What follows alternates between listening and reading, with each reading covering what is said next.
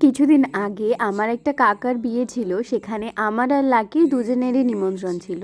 বিয়ের আগের দিন সন্ধেবেলায় আমি আর লাকি ব্যাগপত্র নিয়ে চলে গেছিলাম বিয়ে বাড়িতে। বিয়ে বাড়ি গিয়েই দেখি সবাই নাড়ু মাখতে বসে গেছে আর আমরা পাশে বসে বসে গল্প করছিলাম। এই সরস্বতী ঠাকুরটা দেখো, সম্পূর্ণ হাতে বানানো।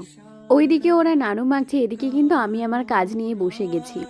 এই নাড়ুটাকে বলা হয় আনন্দ নাড়ু। যে কোনো আনন্দ অনুষ্ঠানের আগে এই নাড়ু করা হয়। যার বিয়ে তাকে এই নাড়ু দিয়ে 5 রকমের কি সমস্ত জিনিস বানাতে হয়, এইগুলি নিয়মে আছে।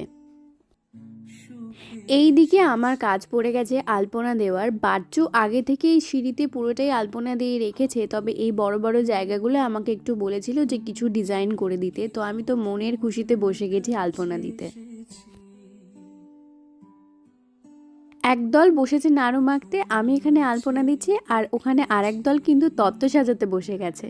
আলপনা দেওয়া কিছুটা স্টপ করে আমি এসেছি নাড়ু খেতে, তারপর একটু কফি বানিয়ে নিচ্ছি, কারণ আমি এখানে এসে থেকে একবারও চা খাওয়া হয়নি। সবার একবার করে লিকার চা খাওয়া হয়ে গেছে, কিন্তু আমি যেহেতু লিকার চা পছন্দ করি না, ওই জন্য সবার জন্য কফি বানিয়ে নিয়েছি।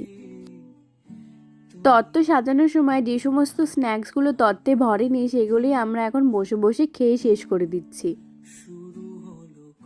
এখানে এখন সবাই মিলে আড্ডা হচ্ছে যে কালকে বিয়ে বাড়িতে কি হবে, কে কি করবে না করবে। ওইদিকে তো বড়রা ডাকাডাকি শুরু করে দিয়েছে খেতে বসার জন্য, তা আমরা সবাই মিলে বসে গেছি খেতে। লাকির যেহেতু সকালবেলা স্কুল থাকে, তো ও তো আর জেগে থাকতেই পারছে না, ও তো কিছুক্ষণ আমার কোলে মাথা রেখে ঘুমিয়েই পড়েছিল। ডেকে ঢুকে বললাম চল খেয়ে এসে তারপরে ঘুমোবি।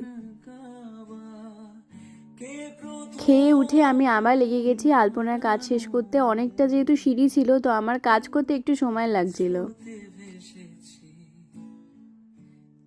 আলপনা দিতে তো আমি প্রচণ্ড ভালোবাসি, কিন্তু এতক্ষণে আমার কোমর জবাব দিয়ে দিয়েছে, আমি জাস্ট আর উঠে দাঁড়াতে পারছি না কোনোভাবেই। আলপনা দেওয়ার শেষে আমরা সবাই ঘুমিয়ে পড়বো। তো এই ছিল আজকে ভিডিও, নেক্সট পার্ট আসছে খুব শিগগিরই।